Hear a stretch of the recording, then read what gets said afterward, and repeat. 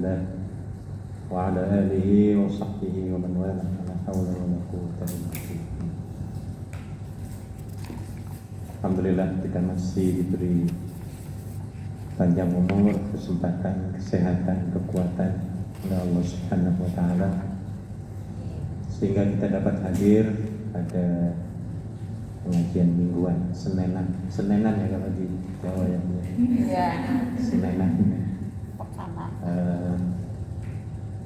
Siang hari. Salawat dan salam kita sampaikan kepada junjungan Nabi Muhammad SAW. Kita teruskan dulu kajian hadis, kemudian Al-Quran. Kita sampai di hadis yang ke-6 ya Bu ya. Hadis yang ke-6, ingat kitab ini namanya hadis Arba'in Nawawi ya. Sudah diterjemahkan ke ratusan bahasa ya. Bahasa Inggris sudah banyak sekali yang diterbitkan dalam bahasa Inggris. Hadis yang ke-6 yang dari atas, bahasa Arabnya al-haditsus sadisu. Al-haditsus sadisu artinya hadis yang ke-6.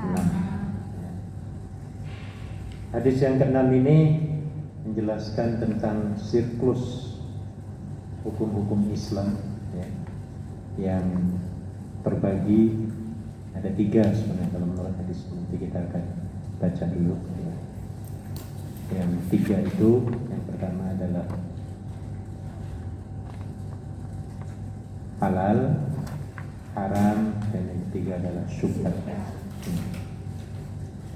Saya baca hadisnya dalam bahasa Arab, tolong diperhatikan. An Abi Abdullah An-Nu'man ibn Bashir radhiyallahu anhuma qala sami'tu Rasulullah sallallahu alaihi wasallam yaqul. Nah, ini isi hadisnya ya.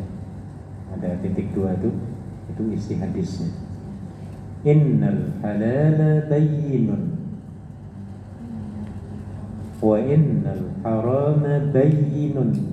Tulisannya bayyin ya bacanya ya. Bukan bayyanun, bukan, tapi apa? Bayyinun.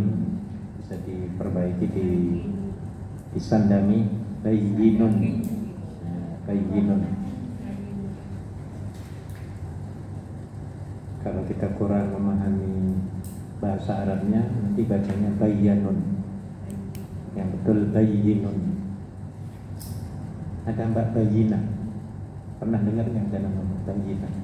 Ada ya? Ada. Iya, ini bayyin. Kalau perempuan bayyinah, laki-laki bayyin. Bayyin itu artinya yang jelas, yang menjelaskan. Innal halala bayyinun wa innal harama bayyinun wa bainahuma umurun mushtabihat la ya'lamuhunna kathirun minan nas faman ittaqa ash-shubuhati faqad istabra'a li dinihi wa 'irdihi wa man waqa'a fi ash-shubuhati waqa'a fil haram karra'i yar'a hawla al-hima yushiku an yarta'a fi ala wa inna likulli malikin hima. Likulli bukan likulla ya. Likulli. Ala wa inna likulli malikin hima. Ala wa inna himallahi maharimu. Ala wa inna fil jasadi mudghah idza salahal jasadu kullu wa idza fasadal jasadu kullu ala wa hiya al-qalbu. Perhatikan. Dari Abu Abdullah Nu'man bin Bashir radhiyallahu anhu, dia berkata, siapa dia itu? Abu Abdullah Nu'man bin Bashir. Saya mendengar Rasulullah sallallahu alaihi wasallam bersabda, Jadi yang namanya hadis tubuh saya sudah bahas ya. Apapun yang dikatakan oleh Nabi itu namanya hadis, disebut Nabi ya. Nabi lagi ngomong, ada orang dengar, ngelihat dan dengar. Kemudian orang itu menceritakan tentang apa yang dikatakan Nabi, didengar Nabi, itu jadi hadis.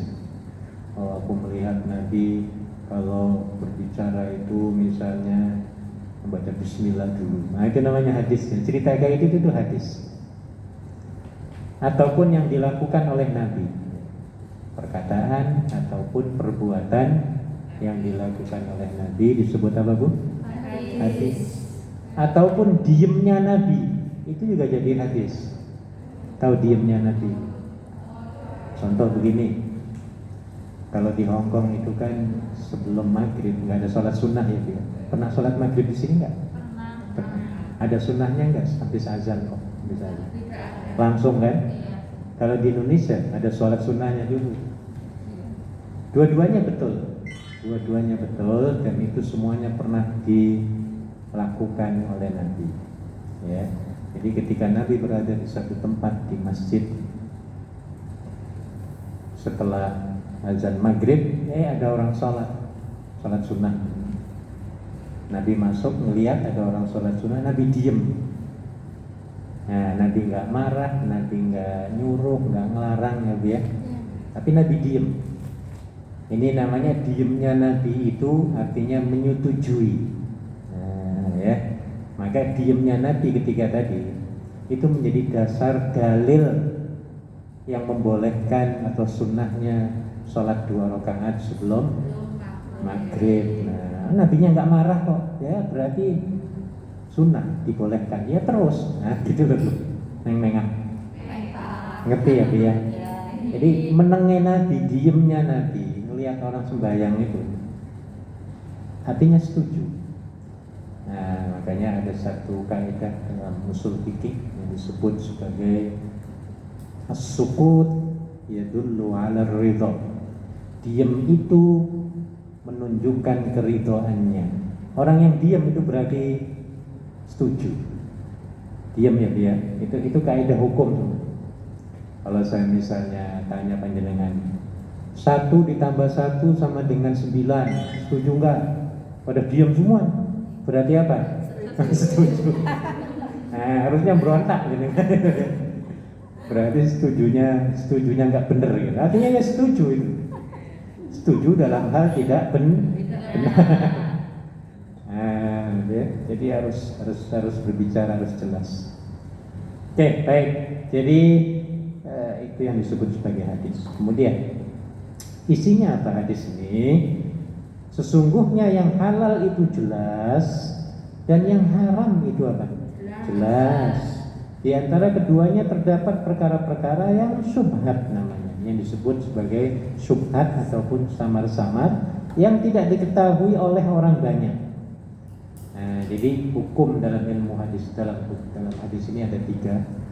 Yang halal itu mesti ya jelas halal, nggak ada ragu-ragu lagi. Contoh Bu, ini air apa Bu? Air kelapa itu halal apa haram? Halal. Ya ini udah jelas ya, walaupun nggak ada tulisan halalnya, tapi kan air kelapa ya jelas halal ya Bu ya. Ini betul-betul jelas, kecuali ada dalil ataupun tanda-tanda pencampuran misalnya ya, dicampuri air apanya dari babi itu misalnya ya Bu ya. Nah itu sudah tidak halal lagi. Jadi yang jelas halal ya sudah halal. Yang haram ya itu jelas haram. Ya, misalnya kita dikasih 1 botol whisky, halal apa haram? Jelas haram ya Bu ya. Maka dalam hadis ini yang halal jelas halal dan itu kita harus ambil. Yang haram ya jelas haram, kita harus hindari.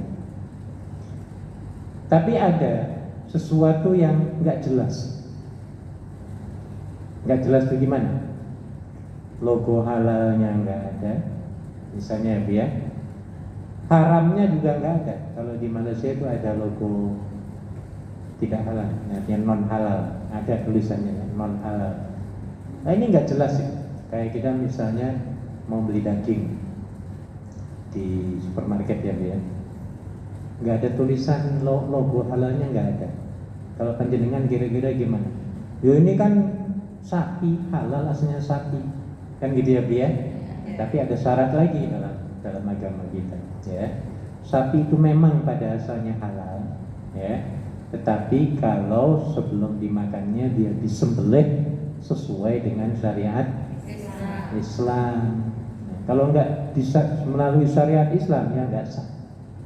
Karena dalam Al-Qur'annya jelas, ya, harus dimulai dengan Bismillah. Nah, harus menyebut nama Allah. Kalau tidak ada sebutan nama Allah, sama dengan bangkai. Ya Bia. Nah, jadi kita harus hati-hati ya Bia. Kemudian kita harus ijtihad. Ijtihad itu apa? Harus mencari tahu. Contoh, saya pernah 2 bulan yang lalu saya pergi ke ini Kaibos ini, ada tahu ya? Ada Kaibos ini. Saya lagi cari-cari kambing. Di Kaibos itu jarang sekali ada kambing. Mungkin karena mahal. Yang ada itu biasanya di pakai shop juga jarang. Di Sogo itu ada, Sogo ataupun di Hyson Place. Ketika saya masuk, ada kambing dari Brazil.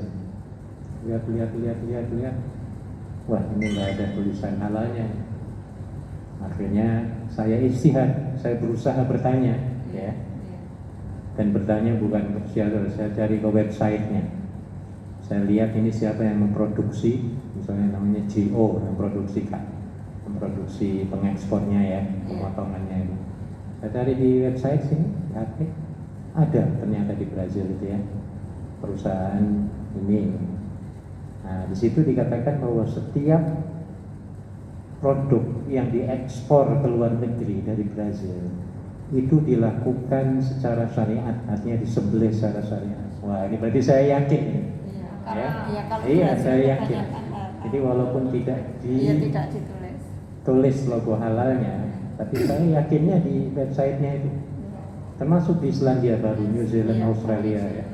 Iya, saya cek semua, ternyata halal semua walaupun nggak ada copnya ya.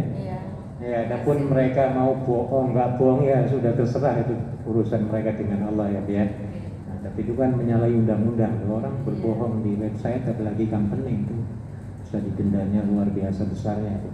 Apalagi merugikan orang Islam ya. Itu ada undang-undang. Nah, jadi sudahlah, Bismillah ya. Nah, ternyata enak Brazil daging kambing dan lebih murah kalau Brazil itu ya. Beda dengan Australia ataupun Selandia Baru atau Amerika mahal. Jadi itu yang dikatakan syubhat. Ya, syubhat itu nggak jelas tadi saya katakan ya. Maka kita harus mencari tahu. Kalau kita misalnya masuk ke restoran orang Hong Kong misalnya ya, mau makan ayam goreng misalnya kayak sajian segera ya. Kira-kira panjenengan itu yakinnya apa? Halal apa haram? Haram. Iya, kita harus teliti loh. Kita harus menggunakan logika. Iya, kalau ayam misalnya ya. Oh, ini kayaknya ayam ini dipotongnya dari Cina ya. Di Cina itu kan hampir semua kalau tidak ada logo halalnya Cina itu ya asal motong. Nah, jadi untuk menghindari hal-hal yang dosa, ya, yang syubhat ini, yang terbaik adalah kita menghindari. Maka tadi disebutkan, saya teruskan dulu ini ya, terjemahannya. Maka siapa yang takut terhadap syubhat, agak tengah itu, berarti dia telah menyelamatkan agamanya dan kehormatan dirinya. Artinya apa? Kalau kita nggak mau daripada aku kecebur, misalnya kan gitu ya, kecebur yang hal yang haram, aku tinggalkan. Nah, itu yang lebih bagus, ya. Jadi kalau kita merasa ragu-ragu, ya, warung itu tidak ada tulisan logo halalnya. Kan banyak restoran Indonesia yang nggak ada tulisan halalnya dari pemerintah, dari organisasi ya Bu ya. Ada mungkin ditulis sendiri halal, kan ada ya. Pernah lihat nggak Bu di warung-warung Indonesia? Ada loh Bu. ditulis sendiri pakai pulpen, pakai halal, ya, bukan dari kantor kami ada di atas ya, lantai 8. Nah, ya terserah kalau panjenengan yakin, tentunya setelah berusaha ya, berpikir, berusaha ataupun bertanya ya, nah, itu namanya yakin. Tapi kalau ragu-ragu kehalalannya, lebih baik apa? Ditinggalkan. Itu akan lebih selamat ya. Nah, makanya penting dulu supaya kita dapat menyelamatkan agama kita dan juga citra kehormatan nama baik kita, lebih baik kita tinggalkan. Karena banyak orang-orang bukan non Indonesia ya, itu menyoroti teman-teman kita yang kalau makan itu di restoran sembarangan. Nah itu banyak yang komplain ke saya, gimana orang Indonesia tuh kok makannya di restoran. Di sini juga sering dulu yang lampu merah itu, mie itu yang pasar itu depannya warung Indonesia Rita itu ya, kan ada restoran. Iya. Kalau hari Minggu sering anak-anak kita ya, atau di mana sajalah pokoknya yang mereka banyak makan di situ. Walaupun yang mereka makan itu asalnya ayam ataupun daging halal tadi ya, tetapi teknis penyembelihannya tidak secara syariat. Disayangkan ada teman-teman saya yang bukan orang Indonesia ya. Ataupun di McD penuh orang kita makan ayam dia misalnya ya. Iya, di sini belum ada sertifikat halalnya McD. Iya. Nah, jadi bagi kita ya sudah, kan nggak makan ayam kan nggak mati ya Bia? Mati apa enggak? Enggak. Oh iya, masih ada ikan, ada cari ayam yang halal kan bisa dicari. Ada yang halal, ada sebenarnya banyak. Kayak bodoh kurang. Sudah kelamaan. Sudah 10. Tapi ada tanggalnya itu. Iya, sudah puluhan tahun mungkin kan. Jadi ada yang seperti itu. Jadi tidak mati kita tidak makan ayam ataupun kambing atau. Kemudian diteruskan. Dan siapa yang terjerumus dalam perkara tersebut, perkara syubhat, maka akan terjerumus ke dalam perkara yang diharamkan. Nah, itu makanya yang paling penting kita menghindar. Sebagaimana penggembala yang mengembalakan hewan gembalaannya di sekitar ladang yang dilarang untuk memasukinya, maka lambat laun dia akan memasukinya. Nah, maksudnya di sini, misalnya saya punya kebun ini ya, Bia, satu meja ini kebun saya, isinya kangkung atau bayam yang hijau-hijau. Kemudian ada orang gembala kambing di sekeliling ini. Nah itu yang tidak dibolehkan. Jangan, nggak usah deket-deket. Ini ya kambingmu tuh nanti lambat laun kambingnya akan apa? Makan mesti kan, apalagi hijau nanti matanya apa? Hijau lagi gitu ya. Namanya kambing mesti dia akan dapat ya, akan ngambil kangkung bayamnya itu. Ya.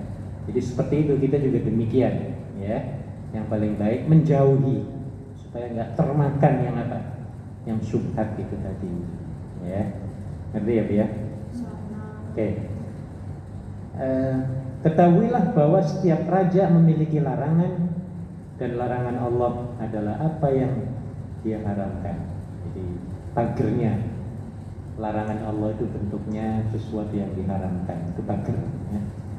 Ketahuilah bahwa dalam hati ini terdapat segumpal daging.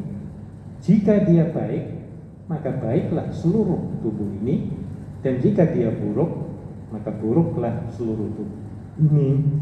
Ketahuilah bahwa dia adalah hati. Ya. Jadi kembali dalam hadis ini ada 3 hukum yang betul-betul diterangkan.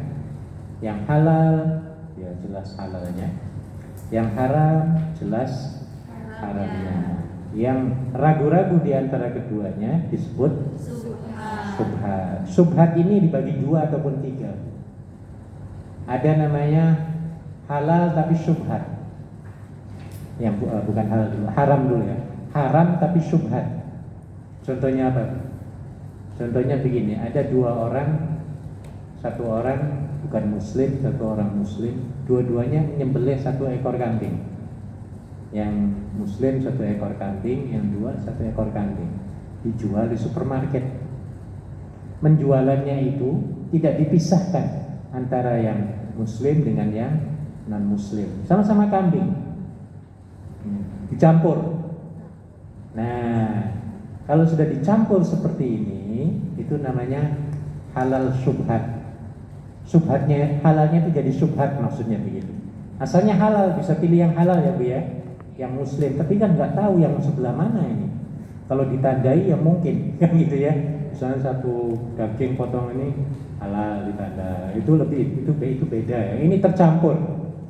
Nah, yang tercampur ini itu disebut sebagai syubhat, halal yang syubhat. Ya, yang pada asalnya halal tetapi disebut syubhat. Ngerti ya Bu ya? Jadi dalam hal ini kita lebih baik menghindar, walaupun ada orang muslimnya yang motong, ya, tapi di situ tercampur-campur dan tidak bisa diidentifikasi, tidak bisa dibedakan antara mana potongan daging yang dibuat oleh muslim dan non muslim, semuanya hampir sama, tercampur. Nah, yang ini patut kita jauhi. Ada lagi namanya yang disebut haram, tetapi ada syubhatnya, ya, asalnya haram, tetapi ini kok kayaknya halal.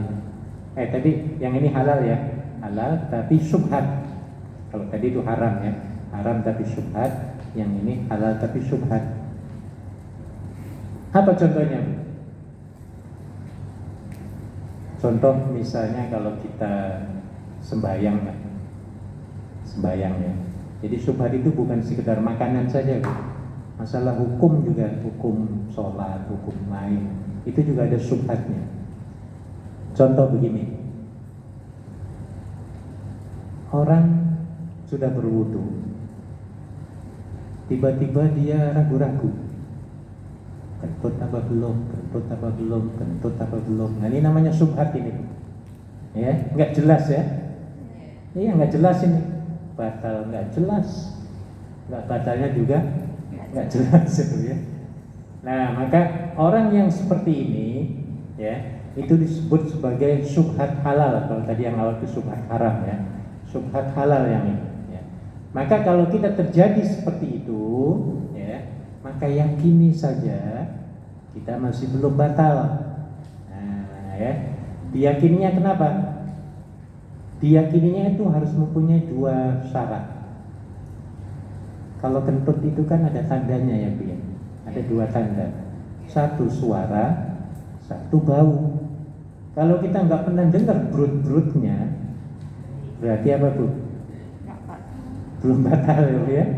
Kalau kita belum pernah atau nggak pernah nyium baunya, nah ini berarti masih apa? Nah, yakini ya, Bu ya. Oh, ini namanya yakin sudah, aku belum batal. Nah, ini namanya halalnya ini ya. Kita bisa diteruskan. Ya. Jadi itu tentang syubhat seperti hukum dalam berwudu. Jadi orang yang meninggalkan hal-hal yang syubhat, dikatakan oleh Nabi tadi, akan terhindar dari terjerumus kepada sesuatu yang apa? Haram, diharamkan oleh Allah Subhanahu wa ta'ala. Banyak hal-hal yang disebut sebagai syubhat. Jadi Ibu ada yang mau bertanya tentang masalah ini, tentang kejadian sehari-hari ya. Orang non-muslim, ini masih ada orang Islam yang masih berpendapat ya, itu kita nggak boleh menyentuh dia, salaman itu nggak boleh. Ada pendapat orang muslim begitu ya. Kenapa nggak boleh? Karena dia nggak pernah mencuci tangannya sampai 7 kali kayak kita, kayak setru ya, Bu ya. Kayak najis mughalladz tuh ya. Non muslim kan makan babi, makan ini ya, Bu ya. Nggak pernah diapain? Nggak pernah dicuci berapa kali? 7 kali ya, Bu ya. Nah, gimana coba? Panjenengan gimana pendapatnya? Boleh nggak kita salaman dengan majikan kita? Nggak pernah. Salaman perempuan, majikan perempuan nggak pernah. Dulu sebelum COVID nggak pernah juga. Nggak ada salam-salam. Nggak ada ya. Katakan dia ngajak kita salaman, Katakan kita dapat hadiah apalah, dia mengucapkan kumhi, mungkin salaman ya Bu ya. Ayo, bagaimana sikap kita Bu? Apakah kita harus menyetru? Ampunnya harus cuci 7 kali ya. Nah ini ya, ini tidak boleh dikaitkan dengan hal itu ya, karena najisnya kan nggak kelihatan ya Bu ya. Nah, maka yakini saja, sudah salaman nggak ada masalahnya. Nabi sendiri dulu ketika beliau menjadi ketua negara, beliau sering didatangi oleh duta-duta non-muslim yang datang ya, berkunjung kepada beliau, dan beliau salaman dan berpelukan, dan beliau nggak pernah nyuci tangan setelah itu. Ya. Jadi kalau ada orang masih ragu-ragu dalam hal ini syubhat, maka bisa dihilangkan syubhat itu dengan mempelajari sirah nabawiyah tadi ya. Jadi nggak ada masalahnya. Coba bayangkan kalau najis semua, wah repot tuh. Nih, siapa yang bikin? Sopo yang gawe ini? Ini made mana nih? Thailand itu kan Buddha. Iya, iya ini buatan Buddha loh. Aku nggak mau pegang, dia tadi udah pegang ini. Nah kan gitu ya. Bikin bakso. Oh ini lagi komunis. Ini komunis. Komunis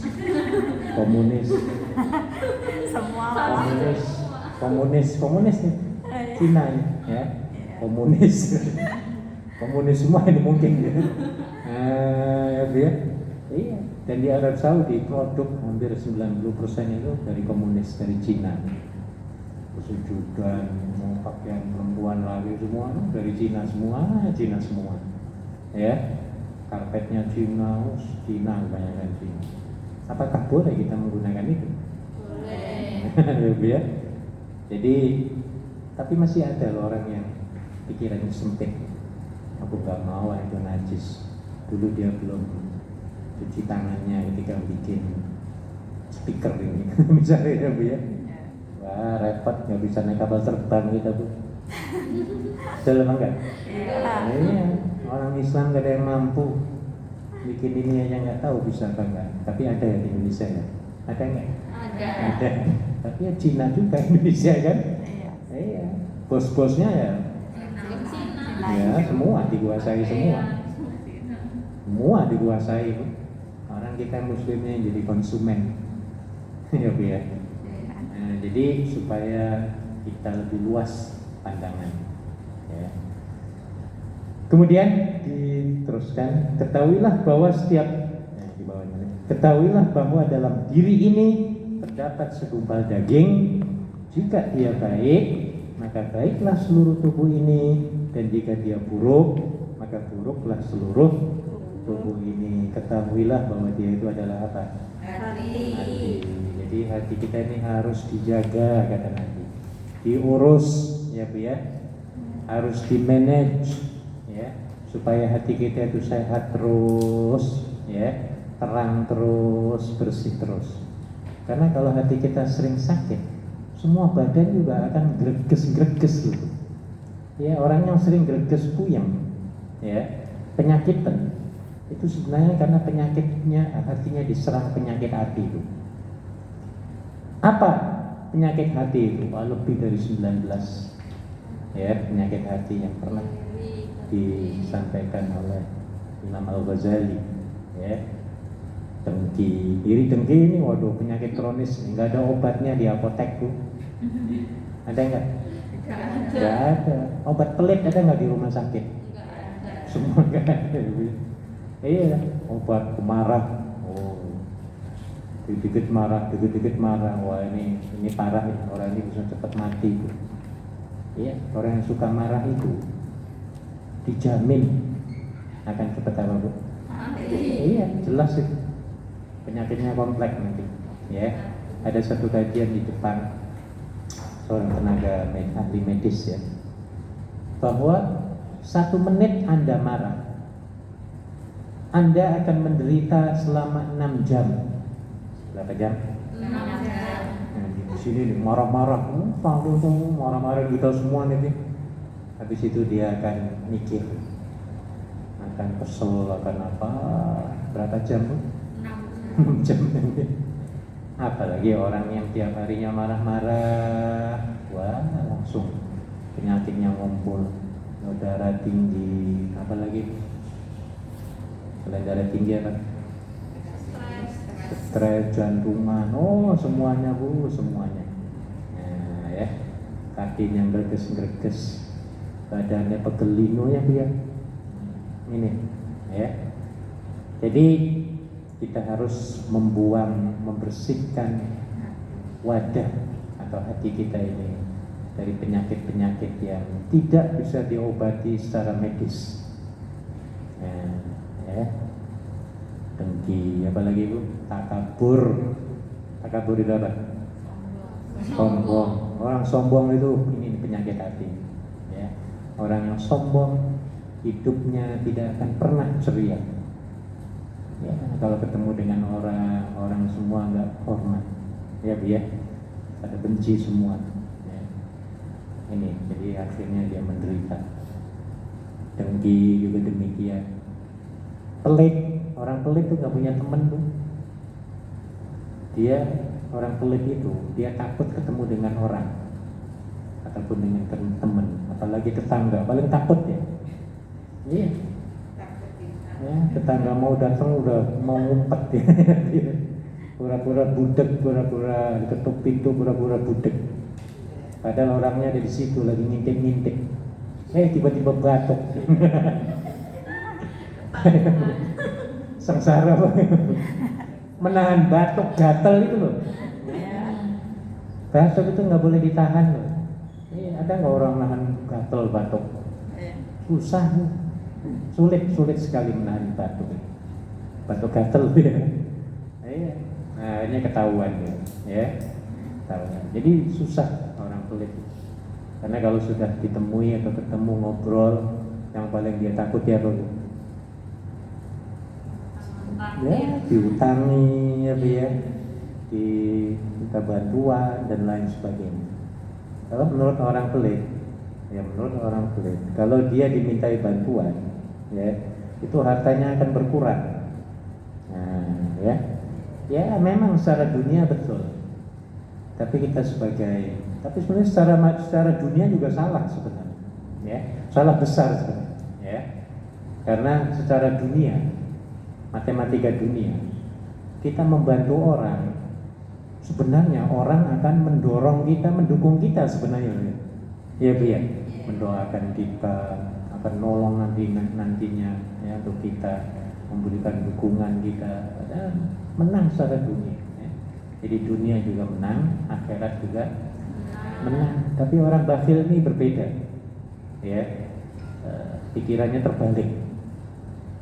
Kalau dia punya duit 100, disedekahkan 50, miskin berapa? Miskin 50 ya, tinggal 50 ya biar.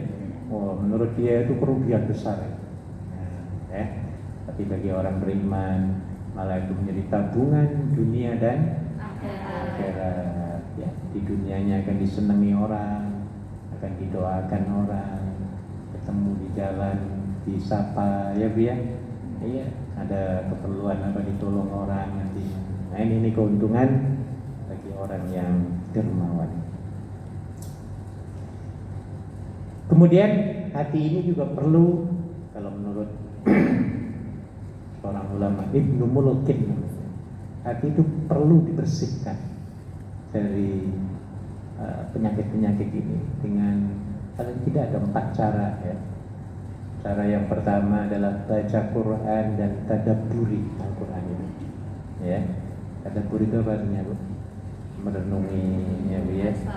Iya, makanya ibu kalau baca Al-Quran upayakan sekaligus baca terjemahannya. Itu yang terbaik. Ya walaupun baca saja begitu itu ibadah, tapi yang paling bagus lagi tadabburnya. Di samping membaca Arabnya, kita juga memahami apanya? Artinya. Ya. Yang kedua, hadiri majelis-majelis taklim kayak gini. Ini akan menenangkan jiwa, menenangkan hati. Ya, Bu ya. Keempat, ketiga jangan lupa sholat malam walaupun hanya 1 rakaat. Kalau 1 rakaat ya pelit banget ya Bu ya. Ya apa ya kan 3 lah, maksimum minimum 3 lah ya. Witir jangan lupa ya Bu ya. Witir itu tidak pernah ditinggalkan oleh Nabi. Witir lakukan ya. Kalau tidak 3 ya 1 ya masih mending lah kalau melakukan Bu ya. Nah, kemudian apa lagi? Berdoa di pagi hari, bermunajat ya, sebelum subuh ataupun setelah subuh. Tolong jangan langsung bergerak habis salat subuh itu ya. Berzikrullah 10 menit saja duduk ya, merenung, berzikir pada Allah ya, minta sesuatu, bermunajat, insya Allah akan diterangi, ditenangkan hati kita. Dan yang terakhir kata beliau ya, bergaul dengan sesama orang soleh.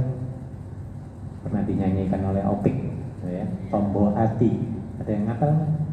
Tombo hati ikut Lima berkata. apa semua. Terus Yang pertama baca Quran. nah ya tadi itu dia ngambil dari ulama Ibnu Mulukin. Terus yang terakhir uang soleh kumpul, nah, berkumpul bergaul. Enak bergaul, ketemu dengan orang-orang baik-baik semua ya dia. Baru ketemu aja disenyumi aja langsung apa? Hilang, mumet-mumetnya hilang semua ya Bu ya. Betul nggak Bu? Iya. Nah, apalagi orang yang baik-baik, baru ketemu wajahnya saja, lalu assalamualaikum, wah langsung mumetnya hilang semua Bu. Hatinya langsung apa? Jembar. Nah, yang tadi malam apa? Puyeng rungsing. Ya dia. Ketemu temen langsung apa? Teman-teman di masjid misalnya ya, langsung otomatis ya Bu ya, otomatis kayak sekarang ya. Panjenengan ini enakan sekarang ini apa tadi malam pikiran hati kita? Sekarang. Enakan kapan?